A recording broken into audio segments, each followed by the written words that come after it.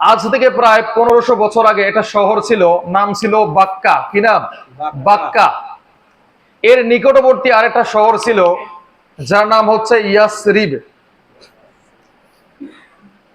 এই বাক্কার মধ্যে বিভিন্ন গোত্রের মানুষ বসবাস করত। এখানে মূলত ছোট ছোট কম ছিল, তারা বিভিন্ন দলে বিভক্ত হয়ে সেই সমাজকে, রাষ্ট্রকে পরিচালনা করত। এক এক গোত্রের কাছে এক একটা ক্ষমতা ছিল। যেমন কোন গোত্র হাজিদেরকে পানি পান করাতো, কোন গোত্র বিচার ফায়সালা করত, কোন গোত্র জেহাদ করত। এইভাবে এক একটা গোত্রের এক একটা কাজ ছিল। এর মধ্যে সব থেকে সর্বোত্তম গোত্র ছিল কুরাইশ গোত্র। সব থেকে তাদের শক্তিশালী গোত্রের নাম কি ছিল? কুরাইশ গোত্র। এই কুরাইশ গোত্রের মূলত দুটো কাজ ছিল।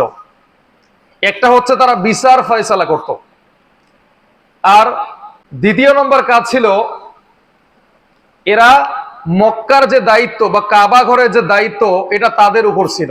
তাহলে কুরাইশ বংশের কটা কাজ ছিল? মূলত দুটো কাজ। এক নম্বরে তারা বিচার ফয়সালা করত, অর্থাৎ তারা শাসন করত। দ্বিতীয় নাম্বার হচ্ছে তারা কাবা শরীফের দেখাশোনা করত, অর্থাৎ কাবা শরীফের খাদেম ছিল। আজ থেকে 1500 বছর আগে এই সমাজটাকে আমরা বলি জাহেলিয়াতের যুগ। জাহেলিয়াত মানে কি? অন্ধকারচ্ছন্ন একটা যুগ আমরা বলি। বিভিন্ন টকশোতে যারা সেকুলার, যারা নাস্তিক, তারাও আজকে গর্বের সঙ্গে বলে যে ওই সময়টা ছিল জাহেলিয়াতের যুগ। তো ওই জাহিলিয়াতের যুগ আমরা কেন বলি? ওই সমাজে আসলে ছিলটা কি? কেন তাদেরকে আজকে আমরা জাহিলি যুগ বলতেছি? তো ওই সময় মূলত 5টা কাজ ছিল প্রধানত। অনেক খারাপ কাজ ছিল, এর মধ্যে মূলত কাজ ছিল 5টা।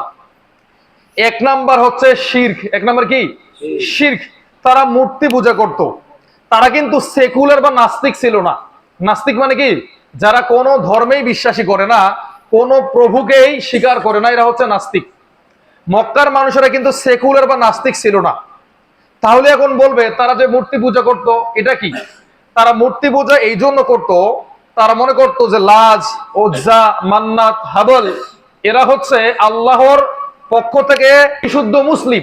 তাদের যদি আমরা পূজা করতে পারি বা তাদের যদি আমরা ইবাদত করতে পারি, এগুলো আমাদেরকে আল্লাহর কাছ পর্যন্ত নিয়ে যাবে। আজকে যেমন বিভিন্ন সময় আমরা মাজারে যাই, মাজারে টাকা পয়সা দেই, মৃত মানুষের কাছে গিয়ে চাই, তাদের ওসিলা নিয়ে আল্লাহর কাছে দোয়া করি।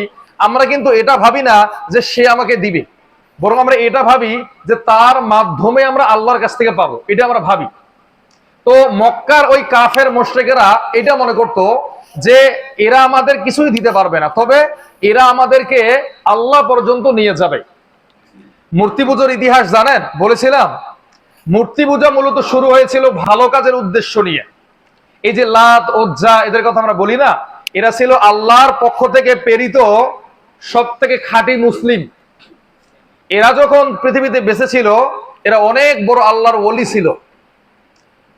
এরা যখন মারা গেল, তখন শয়তান এই জেনারেশনকে বোঝালো যে এরা তো অনেক নামি দামি, আল্লাহর অনেক নিকটবর্তী ওলি ছিল, সুতরাং তোমরা তাদের একটা মূর্তি তৈরি করে তোমাদের নামাজের স্থানে রাখো, তোমাদের পূজা করা লাগবে না, শুধু তাদের তোমাদের সামনে রাখো, তাহলে তোমাদের মনোযোগ বসবে নামাজে, আল্লাহর ইবাদতে।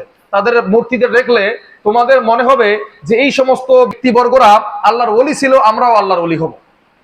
এই জেনারেশনটা যখন মারা গেল, দ্বিতীয় জেনারেশনকে শয়তান বোঝালো যে এদেরকে তোমাদের বাপদাদারা মসজিদের মধ্যে রেখেছে, তারা তো অনেক পুণ্যের কাজ করেছে, তোমরা এদেরকে পূজা করো, মানে এদের মাধ্যমে আল্লাহর কাছে চাও।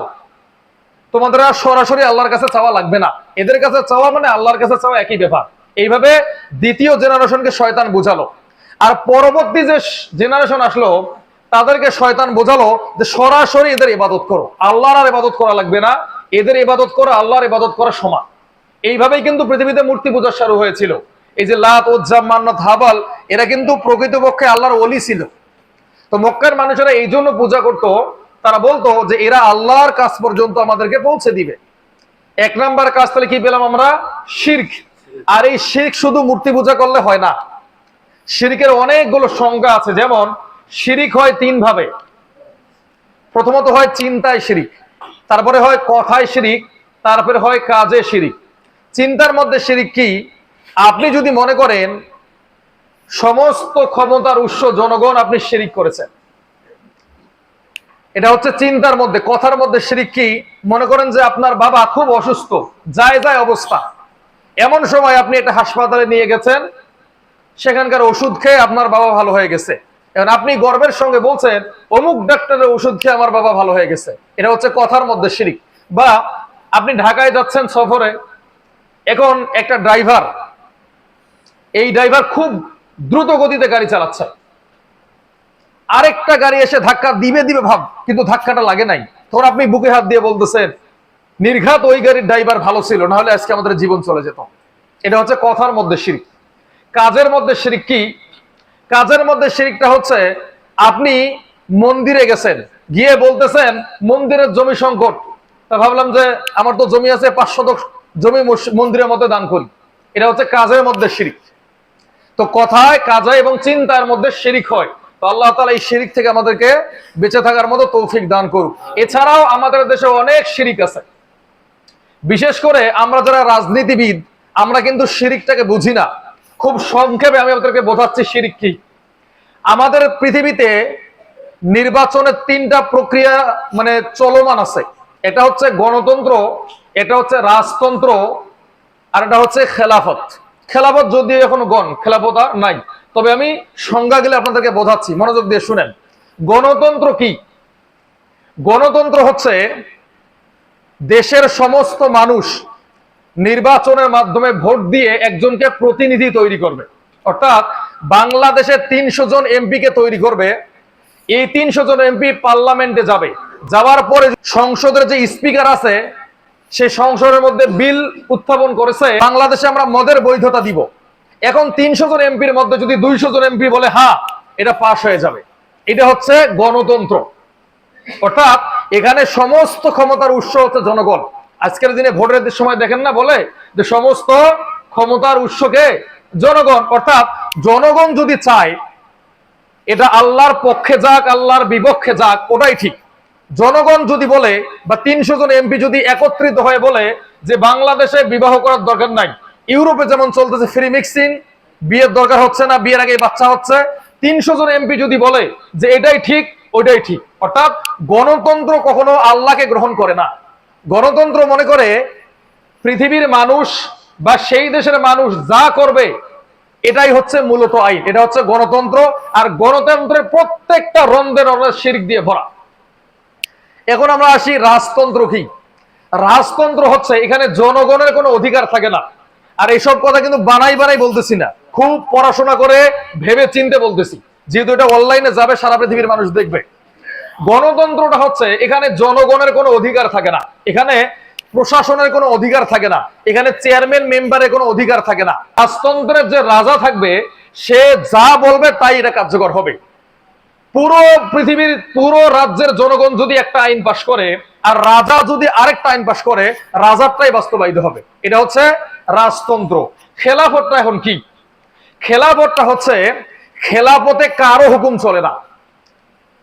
সমস্ত মানুষও যদি একটা পক্ষে নিয়ে একটা রায় দেয়, এটা গ্রহণ করা হবে না। এমনকি যিনি খেলাফার অধীনে আছেন বা খেলাফতের যিনি দায়িত্ব আছেন আমিরুল মুমিনিন, তিনি যদি কোনো আইন প্রতিষ্ঠা করে, এটাও হবে না। খেলাফতের দায়িত্বটা হচ্ছে আল্লাহর পক্ষ থেকে আইন দিয়ে দেশ সমাজ রাষ্ট্র পরিচালিত হবে। কারো যদি মনে চায় তাও হবে, কারো যদি মনে না চায় তাও হবে। সমস্ত জনগণ যদি চায় কোনো আইন কার্যকর হবে না। এমনকি আমিরুল মুমিনিন যদি চায় তাও কোনো আইন কার্যকর হবে না। অর্থাৎ আল্লাহর হুকুম দিয়ে এই সমাজ রাষ্ট্র পরিচালিত হবে। এই জন্য আমরা বলি হুজুরেরা, না আমরা গণতন্ত্র চাই, না আমরা রাজতন্ত্র চাই, আমরা চাই খেলাফত। এখন বলবেন যে গণতন্ত্র তো চাই না, তা আমাদের দেশে যে গণতন্ত্র চলতেছে, আমার মতো শত শত হুজুর যদি এই মসজিদ থেকে বয়ান দেয়, গণতন্ত্রকে চেঞ্জ করতে পারবো?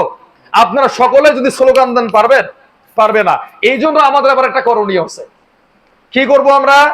আমরা যেহেতু গণতন্ত্রকে পরিবর্তন করতে পারতেছি না, তো আমরা কিছু সিস্টেম পরিবর্তন করতে পারি। যেমন এই যে সামনে নির্বাচন হবে, সামনে নির্বাচনে 3টা জিনিস খেয়াল করে আমাদেরকে ভোট দিতে হবে।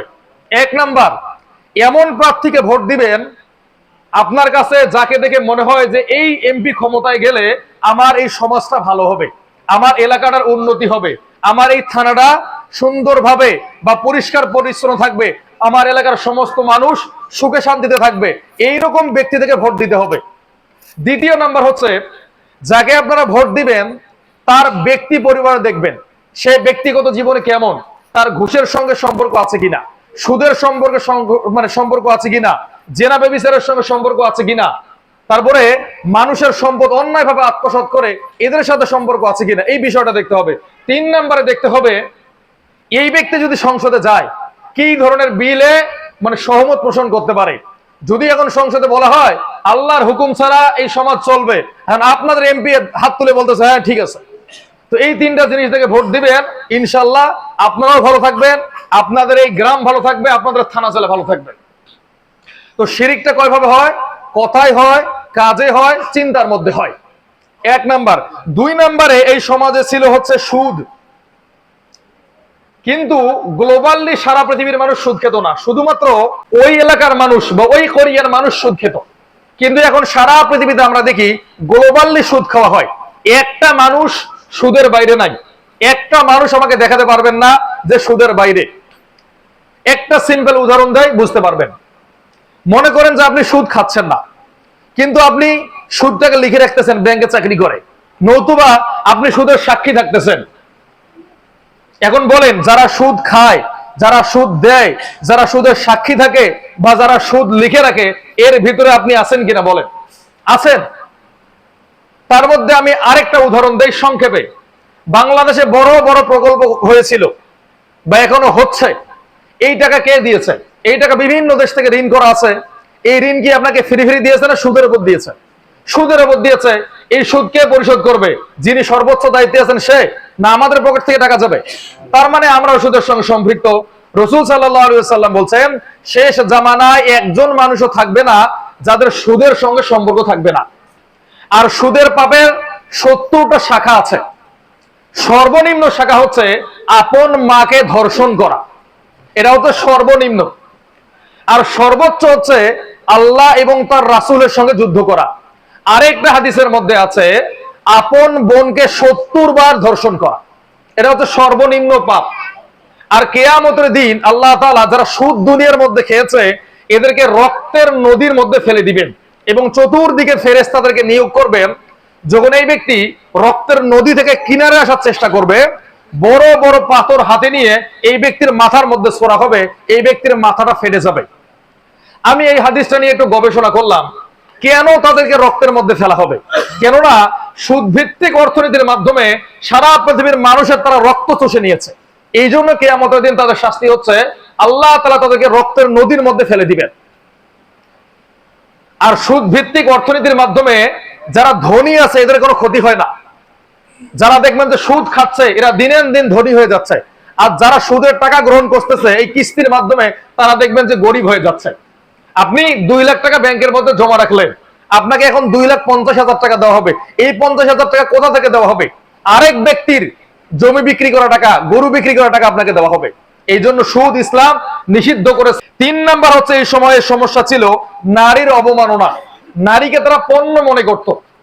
আজকের দিনে এটা লাইক বয় সাবানের অ্যাড দেওয়া হবে, সেখানে আপনি ছেলে মানুষ খুঁজে পাবেন না, পাবেন কাদেরকে? নারীকে। একটা সোনোর অ্যাড দেওয়া হবে, এখানে দেখবেন নারীকে আপনারা পাবেন। অর্থাৎ ওই জাহিলি যুগে নারীদেরকে যেমন অবমাননা ছিল, নারীদেরকে পণ্য মনে করা হতো। একটা নারীকে একজন বিবাহ করেছে কিন্তু 10 জন তার সঙ্গে শারীরিক সম্পর্ক করত। এরপরে যদি তার গর্ভ থেকে সন্তান আসে, এই মহিলা যাকে বলবে যে এ বাবা সে বাবা। আজকে যেমন আমাদের ইউরোপীয় সভ্যতা, আজকে তো আমরা অনেকেই বলি যে ইউরোপ অনেক এগিয়ে গেছে, আমাদের অনেকের স্বপ্ন, শেষ স্বপ্ন যে ইউরোপে যাব। ইউরোপের অবস্থা কেমন? ইউরোপের একটা জরিপ দেখলাম 2-3 দিন আগে, অবৈধ সন্তান জন্ম দেওয়ার মধ্যে 1 নম্বরে আছে ফ্রান্স। ফ্রান্সের 100 জন মানুষের মধ্যে 70 জন অবৈধভাবে জন্ম দেওয়া। 2য় নম্বরে আছে ক্রোয়েশিয়া। 3য় নম্বরে আছে ফুটবলারের দেশ রোনালদোর দেশ। 4 নম্বরে আছে স্লোভাকিয়া। এরপরে আছে নিউজিল্যান্ড ইত্যাদি বিভিন্ন দেশ আছে। এইসব দেশে কি হয়? বাবা ছাড়াই সন্তানের জন্ম অ্যাভেলেবেল। আপনাদের যারা পছন্দের মানুষ আছে সবাই অবৈধ সন্তান। এই যে মেসি বলেন, নেইমার বলেন, রোনালদো বলেন, সবাই অবৈধ সন্তান। আর এগুলো আমি গল্প কাহিনী বলতেছি না, আপনি ইন্টারনেটে সার্চ করে দেখেন, আপনার পছন্দের প্লেয়ার 3টা সন্তান হওয়ার পরে বিয়ে করতেছে, আপনি তাকে আদর্শ মনে করতেছেন, তার নামে সারা বাংলাদেশে সুনাম ছড়াচ্ছেন, তাদের দেশের পতাকা বাংলাদেশে উত্তোলন করতেছেন, অথচ এই সব দেশের বেশিরভাগ মানুষ অবৈধ। ফ্রান্সের মধ্যে 100 জনের মধ্যে 70 জন অবৈধ, ক্রোয়েশিয়ার মধ্যে 100 জনের মধ্যে 69 জন অবৈধ সন্তান। তো তাদের নামটা নিলেও আমাদের লজ্জা থাকার উচিত, কিন্তু কি করলাম, এই জিনিসটা না জানার কারণে তাদের পতাকা আজকে আমরা আমাদের বাড়িতে উঠাই। কেননা তারা যেমন অবৈধ, আমাদের কাছেও সেই বাতাসটা আসে আসে একটা ভাব। এই জন্য এই কাজগুলো করা যাবে না। তো নারীর অবমাননা সেই সব দেশে হয়। ইউরোপের মধ্যে বাবার পরিচয় কোনো পরিচয় নাই, ইউরোপের মধ্যে মায়ের পরিচয় আসল পরিচয়। আল্লামা দেলোয়ার হোসেন সাইদ হিসেবে একটা কথা বলেছিল, এই কথাটা এখনো আমার কানের মধ্যে ঘুরপাক খায়। তিনি বলছেন যে লন্ডনের একটা বিল্ডিং এ আমি থাকি, রাত 12টার সময় দিকে পুলিশ এসেছে, পুলিশ এসে তার স্বামীকে ঘর থেকে বের করে দিল, আর বলতেছে তোমার স্ত্রী সে 10টা বয়ফ্রেন্ড নিয়ে থাকবে, তুমি তার অধিকার কেন খর্ব করেছো? এই হচ্ছে ইউরোপের অবস্থা। আপনি বিয়ে করেছেন, আপনার বউ যদি 10টা বয়ফ্রেন্ড নিয়ে শুয়ে থাকে, কোনো সমস্যা নাই, এটার বৈধতা দেওয়া আছে। আপনাদের এই সমাজে মানবে? কোন মুসলিম সমাজে মানবে? অথচ মুসলিমদেরকে আমরা এইভাবে নিরাপত্তা দিই যে একটা মুসলিমকে টাকা দিয়ে আমরা বিবাহ করি, এত সম্মান আমরা তাদেরকে করি। আর ইউরোপে এই মেয়েদের কোনো সম্মান নাই। তো জাহিলি যুগে যেমন নারীদের অবমাননা ছিল, আজকের যুগে নাই, আছে। 4 নম্বর সমস্যা ছিল গোত্রীয় হানাহানি। একটা গোত্র আরেকটা গোত্রের উপর চড়াও হয়। কিভাবে হয়? একটা উট অপর এক গোত্রের ফসল খেয়ে ফেলেছে, যার ফসল খেয়ে ফেলেছে এই লোক গিয়ে সেই উটকে হত্যা করেছে, যার উটকে হত্যা করা হয়েছে এই লোক গিয়ে আবার ওই লোককে হত্যা করেছে। এটাকে কেন্দ্র করে 80 বছর তারা যুদ্ধ করেছে, লক্ষ লক্ষ মানুষ মারা গেছে একটা ফসলকে খাওয়াকে কেন্দ্র করে। তাহলে এইটা ছিল ওই সময়ের একটা সভ্যতার কালচার বা কাজ। 5 নম্বরে ওই সমাজে ছিল মাদক দ্রব্য। মক্কার পুরো সভ্যতা মাদক দ্রব্য সেবন করত। আর মাদক দ্রব্য মানে বিড়ি সিগারেট না, মাদক দ্রব্য মানে হচ্ছে ইয়াবা, জুয়া, ফেন্সিডিল, গাঁজা, হিরোইন আরো ইত্যাদি যা যা আছে সবকিছুই মাদক দ্রব্য অন্তর্ভুক্ত। তো এই সমাজে এই বড় বড় 5টা পাপ ছিল।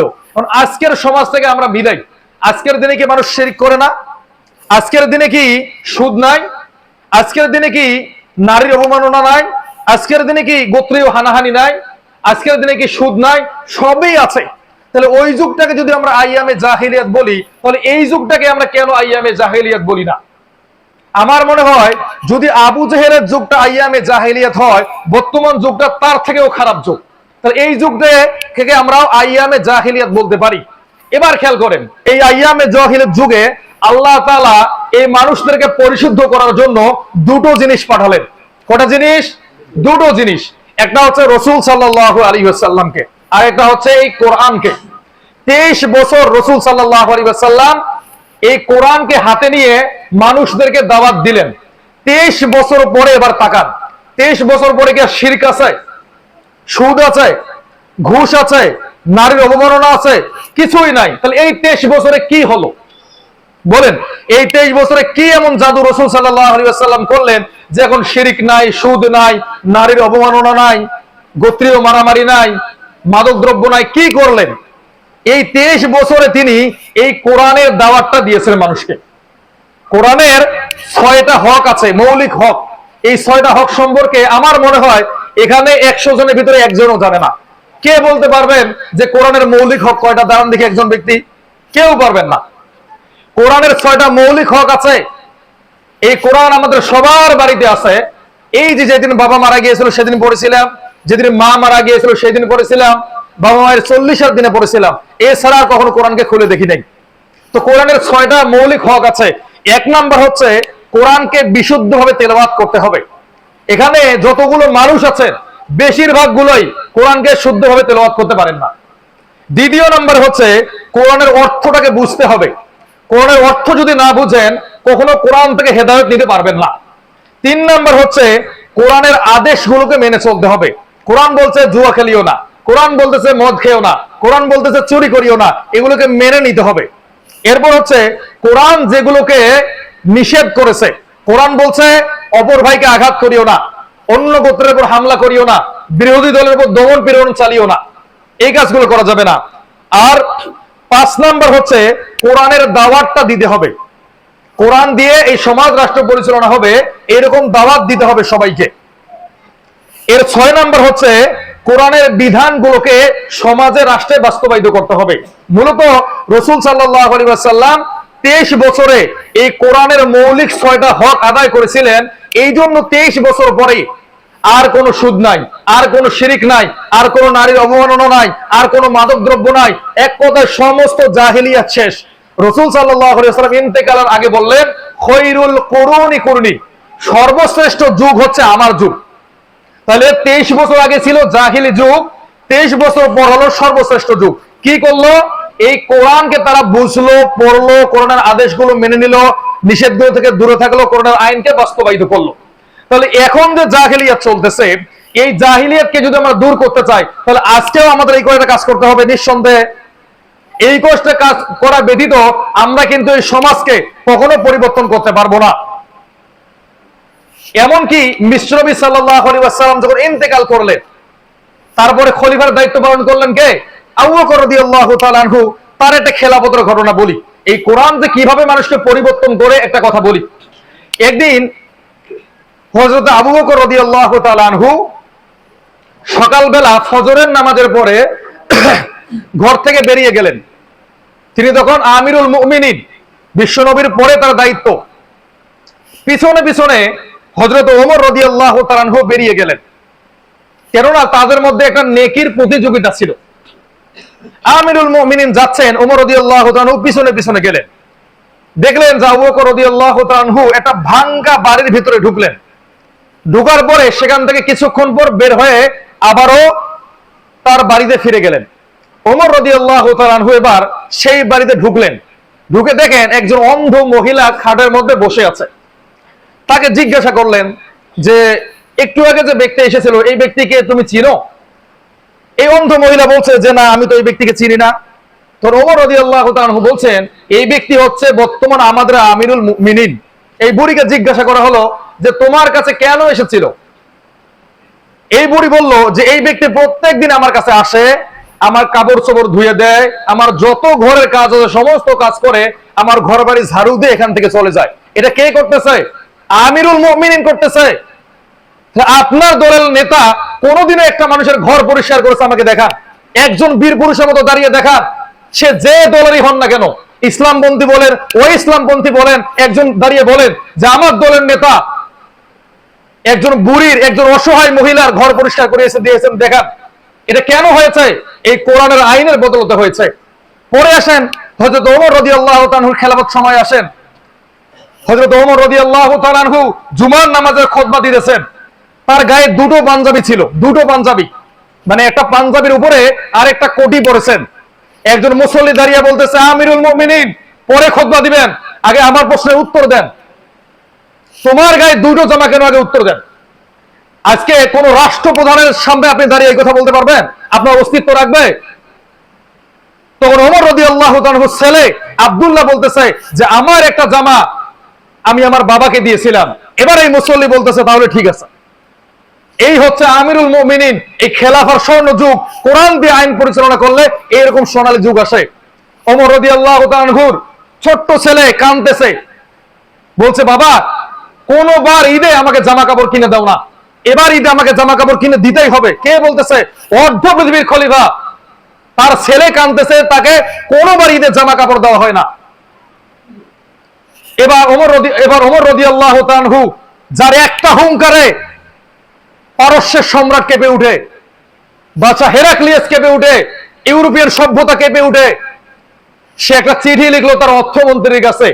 চিঠির মধ্যে লিখলো, হে আমার অর্থমন্ত্রী, আমাকে কি একটা মাসের অগ্রিম বেতন দেওয়া যায় না?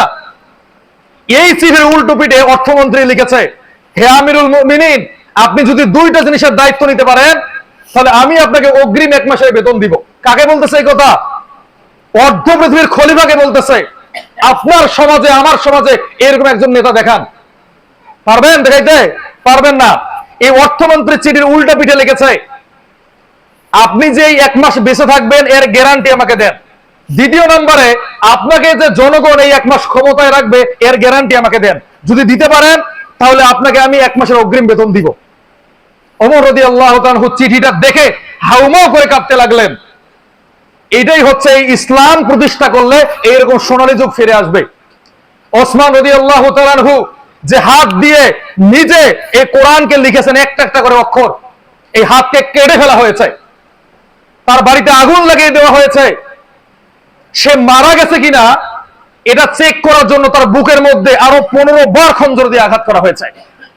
তাকে যখন এই হাতটা কেটে ফেলা হয়, তিনি তখন কেঁদে কেঁদে বলতেছিল, হে আমার সম্প্রদায়, তোমরা কেন এই হাতটা আমার কেটে ফেলতেছো? তোমরা কি জানো না যে এই হাত দিয়ে আমি এই কোরআনকে লিখেছিলাম?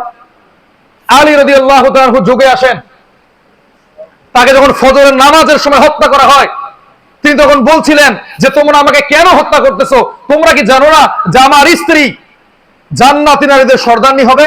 তোমরা কি জানো না আমার 2 জন সন্তান জান্নাতি যুবকদের সর্দার হবে? তোমরা কি জানো না কেন আমাকে হত্যা করতেছো? আমার অপরাধটা কি?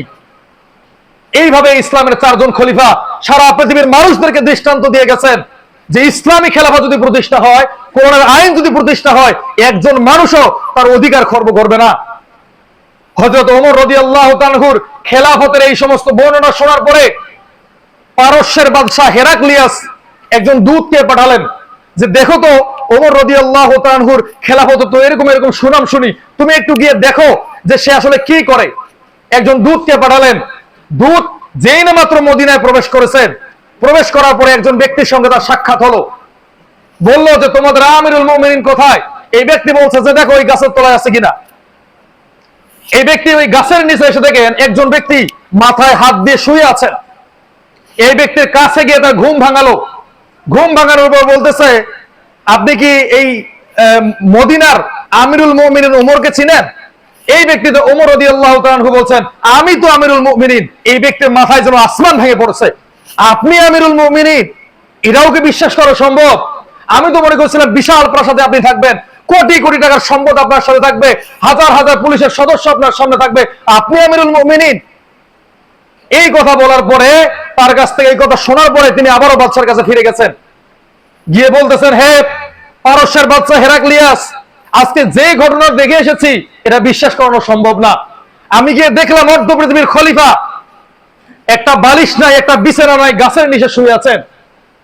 তখন এই বাদশা তাকে জিজ্ঞাসা করলো, তুমি তাকে জিজ্ঞাসা করো নাই সে এমন অবস্থায় কেমন, তার নিরাপত্তার দরকার আছে কিনা? তখন এই সহচর বলতেছে, হ্যাঁ আমি তাকে জিজ্ঞাসা করেছিলাম, সে আমাকে উত্তর দিয়েছে আমি কখনো কারো ক্ষতি করি নাই, এই জন্য আমাকে কেউ কেন হত্যা করবে? আজকে আমাদের সমাজে একজন মেম্বার তো বডিগার্ড ছাড়া ঘুরে না, একজন চেয়ারম্যানের পেছনে তো 10 জন লোক থাকে। আর যদি মন্ত্রী আসে 10 দিন আগে থেকে সেই রাস্তাকে ব্লক করা হয়, সেই রাস্তাকে চাকরির মতো দিয়ে ছাঁচা হয়। কেন করা হয়? কেন? তারা জানে তারা তার জনগণের উপর যে পরিমাণ জুলুম করেছে, তারা যেভাবে তার জনগণের আত্মসম্পদ করেছে সম্পদ, তারা যেভাবে তার বিরোধীদেরকে দমন করার চেষ্টা করেছিল, আজকে তারা যদি একলাই যায় তার অস্তিত্ব জনগণ লাগবে না। এই জন্য তারা একাই যেতে সাহস পায় না। এবার এই বাদশা হেরাক্লিয়াস ওমর রাদিয়াল্লাহু তাআলাকে পরীক্ষা করার জন্য বলল যে সে প্রকৃতপক্ষে আল্লাহ নবীর দর্শন পেয়েছে কিনা, সে প্রকৃতপক্ষে দিনদার কিনা, আমি তাকে যাচাই করব। এই জন্য তিনি একটা চিঠি লিখলেন। এই চিঠির মধ্যে 7টা প্রশ্ন করলেন। আর এই 7টা প্রশ্ন করার পরে আরো একটা প্রশ্ন করে এই দূতকে পাঠালেন, তুমি ওমরের কাছে যাবে। ওমর যদি এই 9টা প্রশ্নের উত্তর দিতে পারে তাহলে বুঝবো সে প্রকৃতপক্ষে আল্লাহ রাসূল সাল্লাল্লাহু আলাইহি ওয়াসাল্লামের খলিফা, তখন আমি ইসলামকে দিনকে গ্রহণ করব। এবার এই দূত ওমর রাদিয়াল্লাহু তাআলার দরবারে গেলেন। গিয়ে দেখলেন শুকনো মরুভূমিতে না আছে কোনো বিলাসবহুল চেয়ার, না আছে কোনো উচ্চ বিল্ডিং, একটা মাটির কি বলবো একটা পাথরের উপর বসেছেন আমিরুল মুমিনিন, সাহাবায়ে কেরামরা তার আশেপাশে বসা। সেখানে তিনি একটা বিষয় নিয়ে আলোচনা করতেছেন। এই দূত সেখানে গিয়ে বলতেছে, হে আমিরুল মুমিনিন, পারস্যের বাদশা আপনাকে একটা চিঠি পাঠিয়েছেন এবং এখানে যে প্রশ্নগুলো করা আছে এই প্রশ্নের যদি উত্তর দিতে পারেন তাহলে এই বাদশা আপনার কাছ থেকে ইসলাম গ্রহণ করবে এবং এক আল্লাহকে মেনে নিবে। সেখানে 1 নম্বরে লেখা ছিল পৃথিবীর কোন স্থানে সূর্যের আলো একবার প্রবেশ করেছিল। 2 নম্বরে বলা ছিল কোন গাছ পানি ছাড়া জন্মেছিল। 3 নম্বর প্রশ্ন ছিল কোন বস্তুর মুখ আছে কিন্তু তার দেহ নাই। 4 নম্বর প্রশ্ন করেছিল কোন গাছের ছায়া 100 বছরের দূরত্ব। 5 নম্বর প্রশ্ন করেছিলেন হাত পা নেই এরপরও চলাফেরা করে কোন বস্তু। 6 নাম্বার প্রশ্ন করেছিলেন জান্নাতে তো মানুষ থাকবে, সেখানে তো পায়খানা প্রসাব করবে না, দুনিয়াতে এর একটা দৃষ্টান্ত দাও। 7 নাম্বারে তাকে বলেছিলেন জান্নাতের যে তালা চাবি আছে এর সাইজটা কেমন হবে, কত বড় হবে, কত ছোট হবে। তাকে আবার আরেকটা প্রশ্ন করেছিলেন আল্লাহ তো সবকিছু দেখে, সবকিছু তো জানে, তাহলে আল্লাহ তাআলা কোন বিষয়ে জানে না। তাকে 9 নাম্বার প্রশ্ন করা হয়েছিল যে কোরআনে কোন জিনিসটা নাই। এরকম 9টা প্রশ্ন করে ওমর রাদিয়াল্লাহু তাআলার কাছে পাঠানো হলো। শেষ 2টা প্রশ্ন শুনে ওমর রাদিয়াল্লাহু তাআলা অত্যন্ত রেগে গেল, বলল আল্লাহ তাআলা দেখে না মানে, কোরআনের মধ্যে ভুল আছে মানে তুমি কি বলতে চাও? তখন এই দূত বলতেছে আমিরুল মুমিনিন আমার কোনো দোষ নাই, এই বাদশা আমাকে এই প্রশ্ন দিয়ে পাঠিয়েছে আর বলেছে এই প্রশ্নের উত্তর যদি দিতে পারেন তাহলে তিনি ইসলাম কবুল করবেন। এবার আমিরুল মুমিনিন উপস্থিত সমস্ত জনগণের উদ্দেশ্য করে বললেন কে আছো যে এই 9টা প্রশ্নের উত্তর দিতে পারবে? তখন একজন সাহাবী দাঁড়িয়ে বলল আমিরুল মুমিনিন এই প্রশ্নের উত্তর একজনই দিতে পারেন, যিনি হচ্ছে ইলমের দরজা। ইলমের দরজার নাম কি? হযরত আলী রাদিয়াল্লাহু তাআলা আনহু। রাসূল সাল্লাল্লাহু আলাইহি ওয়াসাল্লাম বলছেন আমি হচ্ছে ইলমের শহর আর আলী হচ্ছে এই শহরের দরজা। তখন আমিরুল মুমিনিন তাকে পাঠালো যাও আলীর কাছে। তখন আলী রাদিয়াল্লাহু তাআলা তার প্রশ্ন শুনে বললেন তোমার সমস্ত প্রশ্নের উত্তর আমি দিয়ে দিতে পারবো। আলহামদুলিল্লাহ বলেন। আলহামদুলিল্লাহ। 1 নম্বর প্রশ্ন কি ছিল? পৃথিবীর কোন স্থানে শুধুমাত্র একবার সূর্যের আলো প্রবেশ করেছিল? বলতে পারবেন? পারবেন না।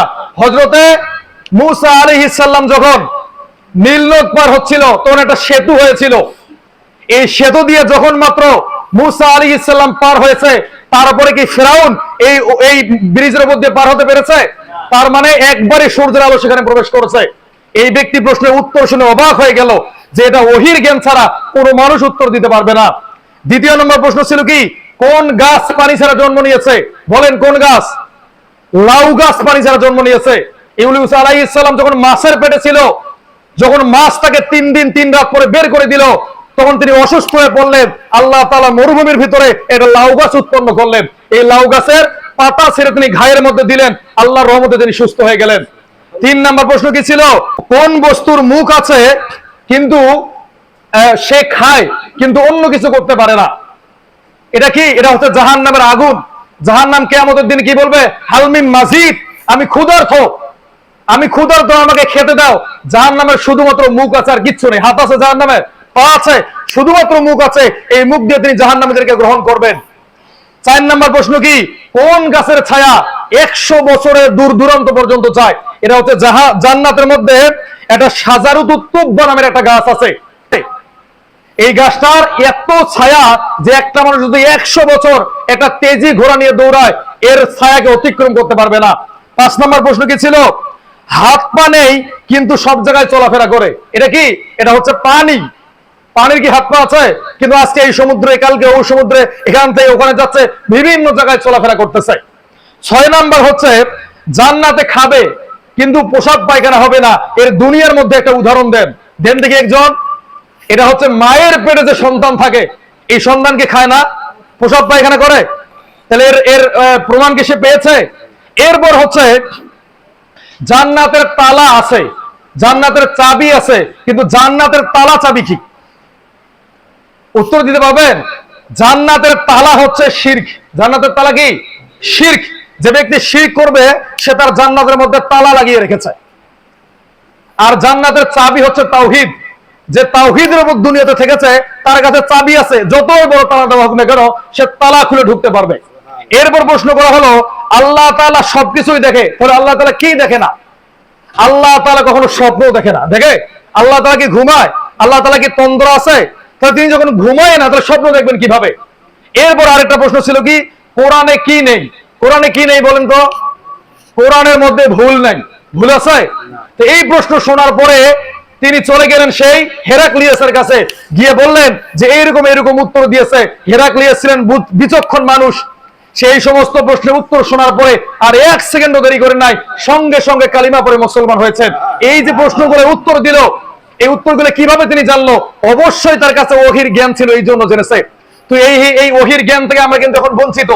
আজকে আমরা স্কুল, কলেজ, ইউনিভার্সিটিতে পড়তেছি, 20 বছর 30 বছর পড়েছি, একজনের বিসিএস ক্যাডার, মাস্টার্স, ব্যাংকিং খাতে পিএইচডি করেছে, অথচ কোরআনটা শুদ্ধ করে পড়তে পারে না, রাসূলের 10টা হাদিস জানে না, সূরা ফাতিহার অর্থ পর্যন্ত জানে না। তো এইরকম জাহিলি যুগে কিন্তু আমরা বাস করতেছি। তো জাহিলি যুগ বাঁচতে, এই জাহিলি যুগ থেকে বাঁচতে গেলে আমাদের কিছু করণীয় আছে। ইনশাআল্লাহ এই করণীয়গুলো নিয়ে সামনের জুমায় আমি আলোচনা করব। আল্লাহ তাআলা আমাদের প্রত্যেক ব্যক্তিকে এই আলোচনা বোঝার মতো তৌফিক দান করুক এবং কোরআন হাদিসকে বুঝে আমল করার মতো তৌফিক দান করুক। ওয়া আখির দাওয়ানা আলহামদুলিল্লাহি রাব্বিল আলামিন। আসসালামু আলাইকুম ওয়া রাহমাতুল্লাহ। যারা আমরা